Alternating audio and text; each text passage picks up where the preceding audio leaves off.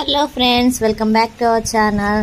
అయితే ఈరోజు నేను మ్యాంగో జ్యూస్ అయితే చేస్తున్నాను. సో ఎందుకు అంటే మా ఆయనకైతే మ్యాంగోస్ తీసుకొని తినాలనిపిస్తుంది, మ్యాంగోస్ తీసుకురా అని చెప్పానా. అయితే తనైతే మ్యాంగోస్ తీసుకొచ్చాడు 2 kgs. బట్ అస్సలు బాగాలేవు. అంటే బాగాలేవంటే ఒక 70% బాగున్నాయి, పర్లేదు. కొంచెం పుల్లగా అనిపించాయండి. అందుకనే నేను పడేయలేక సో జ్యూస్ చేద్దాంలే అనేసి నేను జ్యూస్ చేయడం అయితే స్టార్ట్ చేశాను. సో ఫస్ట్గా అయితే మామిడికాయ నీట్గా క్లీన్ చేసుకున్నానండి. ఎందుకంటే పైన కొంచెం బంకగా ఉండింది. ఎందుకు అది మందో మరి ఏంటో తెలియదు నాకైతే. సో ఎందుకైనా మంచిది క్లీన్ చేసుకుంటే బెటర్ కదా అనేసి నేను నీట్గా అయితే కడిగేసాను. సో ఫస్ట్గా అయితే మామిడికాయలను ఇలాగ ఉప్పలుగా కట్ చేసుకున్నానండి.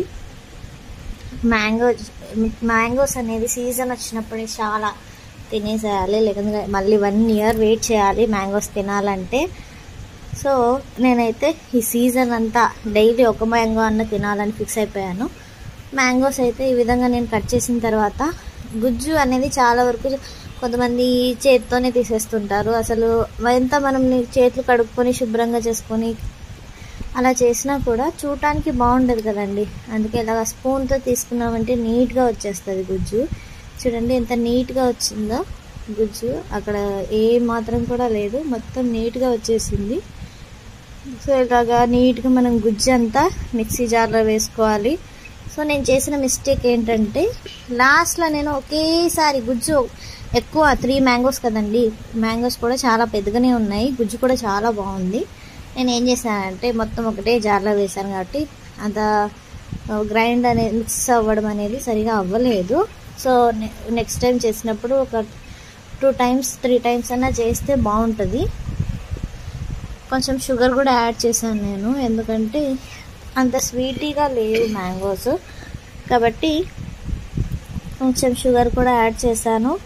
ఇంకా మ్యాంగోస్ తినాలంటే ఇంకా 1 month అలా పోవాలి, అప్పుడు అయితేనే బాగుంటాయని అంటున్నారు మా హస్బెండ్. కానీ 1 month అంటే ఇంకా మే వచ్చేస్తుంది, ఆ మంత్ ఒకటే వస్తాయి, తర్వాత ఇంకా తినలేము. మరి 1 year వరకు మనం మ్యాంగోస్ కోసం వెయిట్ చేయాలి. నేనైతే ఎప్పుడెప్పుడు వస్తాయా మ్యాంగోస్ అని వెయిట్ చేస్తూ ఉంటాను, అంత ఫేవరెట్ నాకు అసలు. సో ఇలా గుజ్జు అంతా తీసుకున్న తర్వాత నేను ఒక టీ గ్లాస్ అంత షుగర్ అయితే తీసుకున్నాను. కొంచెం అయితే పక్కన పెట్టాను, సరిపోతుందో లేదో అనేసి ఫస్ట్ కొంచెం వేసుకుంటున్నాను. ఎందుకంటే ఓవర్ స్వీట్ అయినా మనం తాగలేము కదా, అందుకే ఒకసారి మిక్సీ చేసి స్వీట్ సరిపోతే మళ్ళీ వేసుకుందాంలే అని కొంచెమే వేసాను. తర్వాత పాలు యాడ్ చేస్తారు కదండి, నేనైతే కొంచెం కాగపెట్టాను, చల్లార్చిన తర్వాత వేస్తున్నాను.